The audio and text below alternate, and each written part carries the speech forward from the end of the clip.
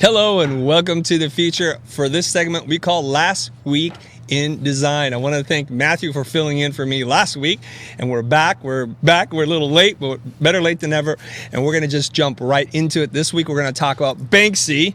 Banksy's all over the internet right now. You cannot escape it.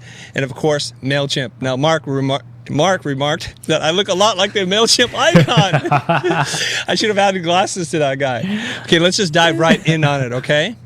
Here we go. Banksy. In case you don't know who Banksy is, he's kind of a world-famous street artist turned fine artist, I suppose. And somehow he's been able to remain, oddly enough, anonymous. There's a lot of speculation as who he is and theories that he might actually be the front man for Massive Attack. Other theories include him being a part of a collective. There's a group of people masking themselves as Banksy. But that's pretty cool. He's, as far as what we know, he's an English-based street artist, and many people consider him a vandal because of the graffiti nature of his work.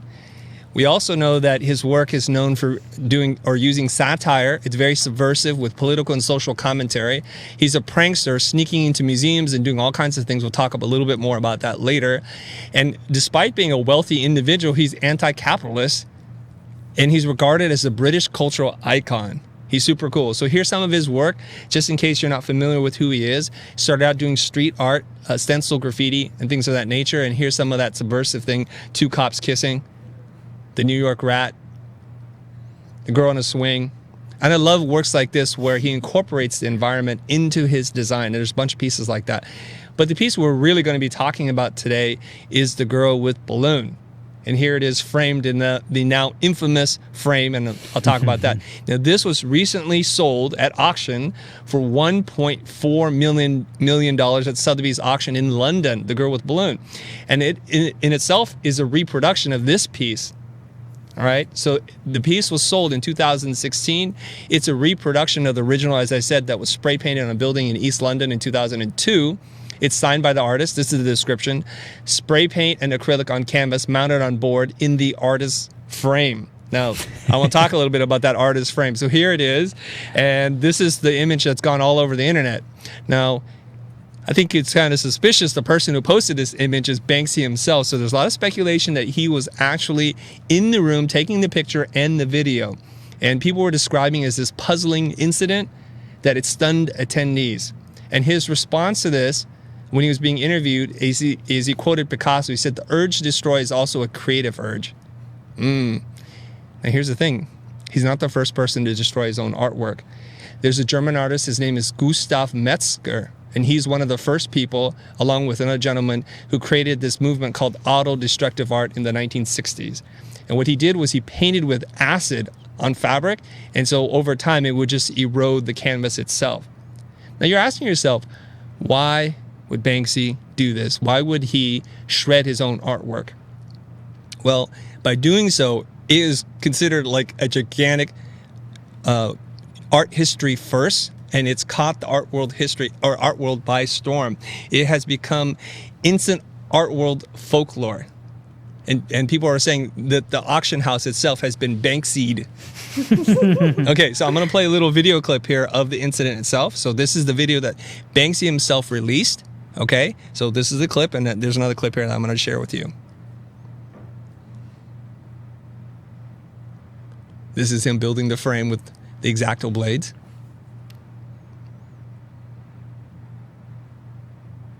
So he was saying that he never wanted the art to be purchased or auctioned off, and so here it is being auctioned off. And so here's the footage, presumably filmed by Banksy or one of his cohorts or co-conspirators himself, because otherwise nobody would be framing the shot. I'll play this clip. The gavel hits, and then what happens? Everyone's like, what's going on? Now, what's interesting about this video clip is the frame itself makes a beeping sound just to make sure everybody looks at it, like a truck backing up. If you ever heard a truck backing up, it goes boop, boop, boop, that kind of thing, okay? So some interesting things are going on. As soon as it's sold, the artwork self-destructs, but not completely. It didn't catch on fire. It just shreds about halfway through. And the video itself has gotten over 1 million likes, not lives, my typo there, on Instagram, and 9 million views. That's pretty crazy. So part of this has become the visual language and the self-promotion and publicity that Banksy is able to create. This is part art and part theater. I guess it's performance art. And it's been picked up by all the different news publications, from Sky News and also The Verge, The Washington Post, and CNN did a really great piece on this as well. So they speculate that it's very unlikely that the shredder and its power source would have remained a secret for a very long time. So I start to kind of ask a lot of questions like, has this battery-operated remote-controlled frame, has it been dormant for 12 years, and how can a battery last that long? I have batteries in my smoke detector that only last a year in itself. So I'm very suspicious of what happened here. Okay, so here's a couple other points that I noticed. There's an open slit at the bottom and nobody noticed this. So if you bought a piece of art from Banksy, now world famous, and the work has been auctioned off or valued at a very high price, 6 and 7 figures, nobody would notice the crack or the slit open at the bottom that would make it susceptible to moisture, to dust, to smoke, to insects, and all kinds of things.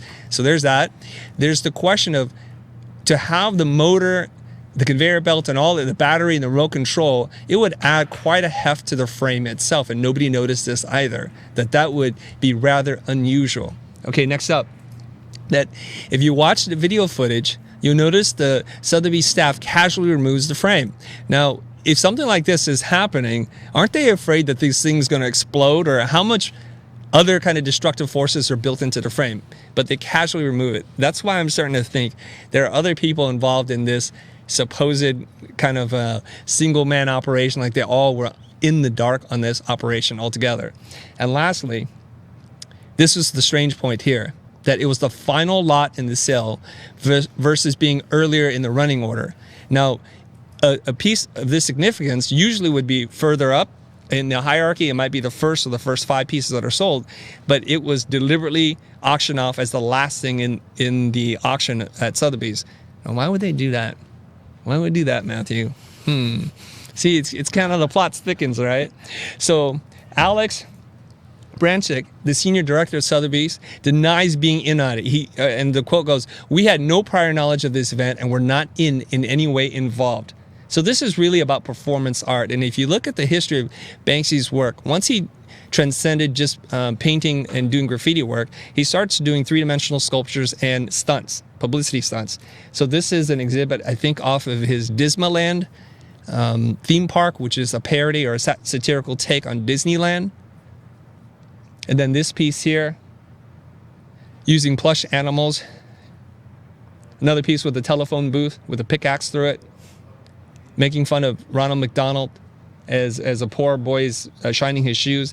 And this stunt here, if people remember, he's done this a couple of times where he's done this whole idea of reverse theft. Instead of stealing something in a museum or art gallery, he puts something back in and it goes unnoticed. So the first time he did this, I think, was in the UK, and this was, I think this one is from New York. And the last thing that he's done here is just commenting on the value of art itself. He actually sold original pieces for $60 on a New York not art fair, what do you call this? A street vendor? So he's known for doing these kinds of things. Now, what happens, because if you're the buyer and you just agreed to pay over $1 million for this piece of artwork and then half of it gets shredded, what happens to the value of that? This is where Joe Sire, he's the co-founder of My Art Broker, said the painting could have added up to 50% to its value. The auction result will only propel this further, given the media attention that this stunt has received. Perhaps the lucky buyer will get a great return on their investment. Now this is part of art history in its shredded state. And I think to sum up this whole bit about Banksy, my point of view on this, and Ben Eni said, it's funny that a millionaire sells a painting for $1 million to other millionaires, then destroys it. And I think that's perfect. Matthew, do you have any thoughts on this? No, I think it's really fun. I think it's pretty brilliant to watch. I mean, all of his work is commentary, right? It's a counterculture. It's anti-institution. So for him to even troll the art world this way, I think is also pretty fun. Mm-hmm. Pretty fun to watch. And I also agree with the last gentleman's statement there, the quote. Like, now this painting actually even became worth more. Yep. right? Yeah. You're talking about this guy right here, Joe Sire. Yeah. Exactly. The fact that now it's this big performance piece, I feel like it could have tripled, quadrupled in price already, because now it's something even more special than it was before. Right. So before, I think this is about art, and art is about demand, and demand is created by publicity. I think there isn't a lot of difference between one person's artwork than the other, than the artificial demand that's created. And how else better to create that demand than to do a gigantic publicity stunt like the one that Banksy's been doing. Now, this has been very consistent to the things he's been doing in movies and the Disneyland parody of Disneyland, obviously, but his movie, Exit Through the Gift Shop, where it was supposed to be a documentary film. It included Shepard Fairey and this kind of aspiring artist. His name is Mr. Brainwash. And you're watching the film, and I was thinking, man, I think I'm being manipulated the whole time. Okay, and so when we reached out to our fans and friends off the internet and asked them, what should we feature? What happened last week that you guys want us to talk about? An overwhelming response was respond to Banksy. And I have to admit, I was resisting the urge to play into this game, knowing that I was being manipulated to talk about this thing. This was very much a publicity stunt, and I definitely think there were more than one person involved, that the people who put this up for auction knew about this. Here's my kind of unfounded theory, my conspiracy theory, if you will, is that somewhere along the way, more recently, that frame was swapped. And that video where Banksy is shown building the razor blades and the conveyor belt and the remote control actually was a more recent video that was ready to go as soon as this whole stunt went down. So I think somebody had swapped something out and it was just put in that way.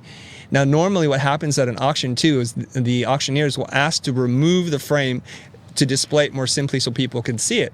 And whoever was his art dealer insisted, do not remove it from the frame. And that's okay. When artists admit that and say that the frame itself is an integral part, they don't mess around. But those starts to raise a lot of eyebrows. And I think instead of it being in that frame for 12 years, I think it was a swap out, but nobody was paying attention to that. All right. Matthew, anything else? Yeah, no, I mean, I think it was totally planned. I think a lot of people had their hands in it. That's the only way you could orchestrate all those things so perfectly. Right. So, and I wouldn't be surprised. I feel like it's just in his nature of his work. Mm-hmm. So why not? It's part of his personality, his character. He's a total prankster. He's making fun of the art world, and you said he's trolling everybody and making money. That's the beautiful part. You can troll him and be famous and rich. And now we're talking about it. Absolutely. Okay. All right. I guess it is appropriate because when you go to Banksy's Instagram account, which has over 4 million followers, he has a chimpanzee over his face. So that's a perfect segue to talk about our next subject, which is about Mailchimp. Okay, as you guys know, recently Mailchimp relaunched their brand once again, 2018. This is the new Mailchimp logo. I want to point out a couple of things just from digging up some information about this. I have to admit, I haven't paid a lot of attention to this except to do this segment. So this is Freddy, and that's the iconic part of the Mailchimp brand, and it's totally appropriate because Freddy, right, if you think about Mailchimp, those two words, Freddy's a chimpanzee, and he's a mail courier, so they put a mail courier's hat on a chimpanzee. Boom, Freddy. So they've retained that so that the people don't get crazy because there's a lot of brand equity in the icon himself. And here's another thing they've done. They've changed the word mark itself. The word mark has these, I just want to point out, these deep ink wells, so it prints well. Now, a lot of people who aren't familiar with how to design letter forms freak out over these kinds of things, but professional designers and typographers build ink wells into their thing because I think there's a plan for them to roll out printed materials collateral. So they're going kind of anti-technology and going snail mail even. Okay, some things you need to know about the new rebrand. Here's their color palette, something they're calling Cavendish yellow and peppercorn for accents. So this yellow and kind of very dark black color. I like what they're doing here. They're giving the colors a name. So if you guys are doing identity design systems and you want to present it to your client, try to come up with a name for the colors that's unique, and it makes it much more memorable. It makes the color something that's part of the identity and is a branded color. So here are some of the other colors. And this is really important. I want to point this out, that if you choose two colors like that yellow and the black, or very dark gray, it's hard to use for everything, so it's good to invent a color palette for a lot of different things. And we've seen this very consistent with this design firm, which I'll talk in a little bit, okay? This is their new typeface. It's Cooper Light, and I like it. And I'm just going to read what it says here. It says, it can be dressed up an editorial, or it could be casual and approachable. So there's something interesting about it, depending on how you lay it out. Okay, now I want to take a look back and look at the history of the Mailchimp brand. So here it is on a timeline. You can see it from 2001, Mailchimp. Pretty clip art-ish, the way it's drawn, kind of rudimentary. And as it evolves, you'll notice something here. Every 3 or 4 years, they tweak the identity, right? The longest time that it's gone kind of untouched is 5 years. So they evolved the logo a little bit in 2005. It's mostly the same, except for now they're using a sans serif typeface, Mailchimp, capital M, capital C. And then in 2008, they decided that the chimp might need a full body. And so they added a kind of 3D airbrush body to the Mailchimp. Now he's a little personality. He's leaning forward. He's going places. And now they've added a courier bag. Okay, in 2013, they reduced it back down to a head, and they have the Mailchimp, the Freddy icon, and he's winking. He's like, he's very playful, and he's smiling. He's very happy. This is also the time when I think they brought in Jessica Hish to kind of fix the word mark itself, and I'll talk about that in a little bit. So in 2015, they reduced them further, simplifying it, and there's a color and a non-color version. And then here we are in 2018. So if at a casual glance, you'll look at it and you're like, oh, they didn't really do much to it, and I'll address that. And this is the thing that I was alluding to just a minute ago about the Mailchimp evolution. So they hired Jessica Hish, and she's world famous as a lettering logo form designer, and she just cleaned it up. And there's a rhythm and a rhyme and everything, or a thought process to it. Even though it's written out as one word, Mailchimp, she wanted to include a break in between the L and the C because it makes it look a lot more legible. If you look at this and you're not quite sure, somebody could read it as Mailchimp. It's a little confusing with that ligature added into the C. Okay, so some very subtle refinements that improve legibility. So this is kind of the way the Mailchimp logo existed. However, once you start reading more about it from the company's point of view, they rarely use the icon and the word mark together, which is problematic. And the reason why is the weight is so different between the icon and the word mark. Now, I'm setting the stage as to why they did what they did. Okay, so this is a deeper look into the original logo prior to it being rebranded or refined by Collins. And you can see what they've done is they've reduced it down to eliminate as much detail as possible. They took the M off the cap, and all this shaggy hair detail, they've simplified it as to one white kind of lightning bolt on his head. You notice that the little indentations on his forehead, his brow line, and his little bump on his lip have all been removed. Okay? So they're cleaning it up. Otherwise, the wink and the eye, the nostril are all there. You notice also the hair on the side of his face is gone. And the simplification of his ear into kind of a subtle question mark. Okay? Now, I mentioned it's designed by Collins, and you guys know Collins from our show, master designer. They've worked on incredible things. So one of the things I like to do is to read about the design brief before we critique anything. And this is really important. So this is a lot of information. Basically, what it says is this, is that Mailchimp has evolved into a complete marketing platform, and it's not just email. Even though most people think of Mailchimp as just email, and it's kind of embedded in the name Mailchimp, email, right? And they talked about retaining these elements, that there's a sense of wry humor, that there's this modest celebration, there's a dash of absurdity, sophisticated and surreal. So they're kind of playing that duality there. And they're definitely anti-minimal. So there's this trend to do reductionist design, and they didn't want to do that. They don't want to strip out the personality, the character of the brand itself. And lastly, they wanted to embrace the peculiarities of the brand itself. And if you guys go and check out Collins, wearecollins.com, you'll see, and you'll remember, hopefully, that they've been responsible for working on projects like Vitamin Water, the rebrand of the Ogilvy rebrand. What else did they do? Coca-Cola, Dropbox, Spotify, so many different things. So these are world-class designers. All right, so there's going to be a link here to watch the episode where we interview Brian Collins, and we'll put that link up there in a little bit. So let's take a closer look at what the new identity system looks like. So if you go to the Mailchimp website itself, they're going to tell you right now, right up front, more than email. And I think that says it all. So they need to reposition and to remind people that they're a complete marketing platform. And I think there's a good business reason why, because as effective as email campaigns are, it's much more complex in the marketing world now. With social media, Facebook or Instagram ad campaigns, there's a lot more that you can do. They want to be sure that you're thinking about them for more than just email. They're saying that our brand framework is made up of persistent and expressive elements, which make room for creativity while maintaining visual harmony. So what they're saying is they're going to be really creative, playful, and expressive, but it's not going to be total chaos. So they develop a very complete system on how to use this. Okay?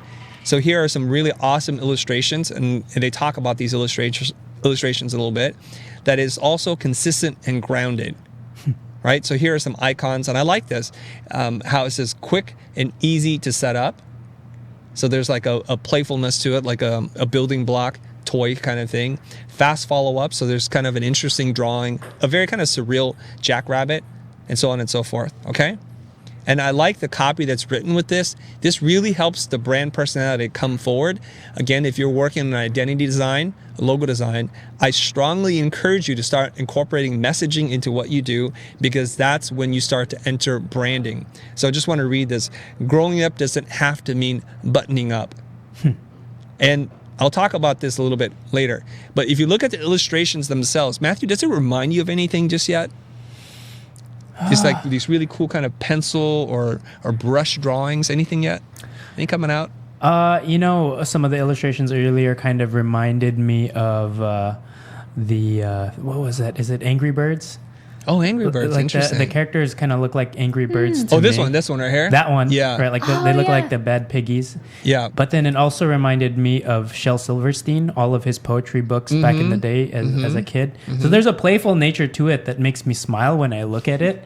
So I don't know. I really I didn't like it at first, or it was odd for me to look at it first because I wasn't used to the non-minimalistic design, and this is something that's just so fun, inherently fun. And even with this messaging and that copy paired with the illustrations, it's like, whoa, there's actually a lot of room. Like it does feel very consistent from the typography to the illustration, but then it's so fun altogether. I also like how this poster is presented against this botanical backdrop. They're very intentional in the way they present. This is not an inexpensive or simple rebrand. I'm sure this costs a pretty penny. And so they present these things as if it were worth $1 million or $1 billion. And this is how you get paid more for doing design work, guys. So think about that. Collins are very great. They're very good at presenting stuff so that it feels like it matches the tone and the level of sophistication that they aspire to do work for. Okay, here's a couple other bits from their website. Simple pictures for complex things. I like that, because this is a woman inside a woman, so there's that surreal nature that they're talking about, being playful and quirky, and I like that a lot. It's very simple. Here's another one. Get on top of your emails. This is a woman standing literally on top of emails, and it's really fun, right? And this is something that I'm not sure if I'm reading into this too much, but whenever I look at identity systems from Collins, like if you look at the Ogilvy work they've done, they like to present their work in traditional media formats, like a magazine spread like this with photos and typography. They're flexing a little bit here, Matthew. They're flexing to say, designers, we're sophisticated. We know how to lay out headlines and body copy and illustrations, and we're showing you how to use the entire system. So this is a good trick. And I think next time we do an identity system, we're going to need to do this. We're going to put Min in the design team to make sure we have a beautiful editorial layout. Luckily for us, Min is really good at doing editorial layouts. Yeah, I mean, I think even with that, with the tactile nature of that printed pamphlet, it's also playing to the nature of the anti-minimal, anti-digital. Like the feeling is very, very tactile, very, very real. Even as we were looking through the illustrations, they actually felt like sketches. Yeah, I was thinking about that one, the one we were looking at earlier with the get on top of your mail. It almost felt like one of your sketches, Chris. Like when we do storyboards here in the office and we're trying to prototype ideas, as I imagine somebody who would be using this platform, it's like, oh, we could do this and then this, and this is what the campaign could look like. Right. It kind of felt like one of those marker sketches, so I like that quite a bit. Me too. You know what it is? It's really fun. Yeah. And I look at this, and I like to consider myself a professional. Now, I'm not going to call myself a master designer. If you want to call me master, that's fine. I accept it. But it just reminded me, like, gosh, we don't have to be so buttoned up. We don't have to just like Helvetica. We can like quirky, fun things and do them in a sophisticated way. And I think Collins has expertly walked that line between playful, surreal, creative, while being sober, sophisticated, and just beautiful design. So I give it a total win. Yeah. So here's the thing. It's hard to achieve this where it's weird, fun, and quirky, and it's definitely anti-tech for being a tech company, and that's a difficult thing to do. And I think this image sums it up. Like, this is so weird. To put it on an iPhone, right? So it's definitely mobile friendly and it's tech. Keep the conversation going with customers. You have this wacky illustration, this woman reaching her arm around a bunch of succulents or cacti, and then it's put inside another thing, like a photograph of cacti. It's so sharp. You look at it like, oh, that's so weird, and I like it. The only thing that would make this weirder if it were like pink cacti against a blue background or something. Right. So it's really pushing the colors. But okay, before I end this, I'm trying not to fanboy all over this thing, but they just reminded me, you know what, as designers, there's a lot that we can still do. We can incorporate illustration and do something that's fresh for a tech company and to push the boundaries. And when I asked you before, Matthew, this just remind you of something. Now, I have an answer. Okay, hold on. We're almost there. So I might get the ire of the internet here because I hate it when people do this. I hate it when people are like, oh, and that looks just like that. I'm not saying it like this, that this looks like something else, but I just wanted to tell you something that I feel as soon as I saw it. This is what it reminded me of. Curious George, the big book of curiosity. Now, if you're dealing with a chimp, right, Mailchimp, of course, Curious George, at least when I grew up, when we used to look at books in the library, this is Curious George. Notice the drawing quality here, right? The thick and thin pencils, the scribbles, the leaning perspective, and the funky line. This is George, right? And these are George's friends. See the line quality there? And the yellow? And the yellow. Like, where'd they get that Cavendish yellow from? They could have called it Curious Yellow. It would have been perfect. That would have been great. I'm not knocking it. I'm not saying this is a ripoff or anything, but it's good to be inspired and referencing all kinds of art from highbrow to lowbrow. And that's all I got for this Mailchimp episode. Matthew, is there anything that you want to talk about? Anything from anybody that's tuning in live right now? Oh, no, some people were saying Curious George earlier. Oh, they were? That's how you know. Yeah. You read the comments, you little cheater. No, actually, I was thinking about something else. When you were summarizing the brand qualities, it's sophisticated but quirky. I'm trying to think, is there another example of that in the market today? Because I feel like I'm so inundated and just so used to the very clean, minimal design of tech companies. And then I thought, oh, the New Yorker is like this. The New Yorker is very sophisticated. They use a lot of illustrations, very beautiful type that has a little bit of quirk and charm to it. They're definitely not as quirky and fun. They're definitely a lot more serious in tone in terms of how they make commentary as a brand. Yep. But they share a lot of the same DNA. So that's actually what I was thinking. I wasn't thinking of Curious George because I thought that was already obvious to begin with. Oh, okay. Excuse me. All good. Okay, you know what? We want to keep these live streams now super short and compact. I hope you guys enjoyed it. This was Last Week in Design. This is Raw. We're out of here. You guys, be sure you guys like, comment, and subscribe. Tell a friend. Tell two, actually. And we're out of here. On behalf of Erica, Matthew, myself, I'm Christo. See you guys on the flip side.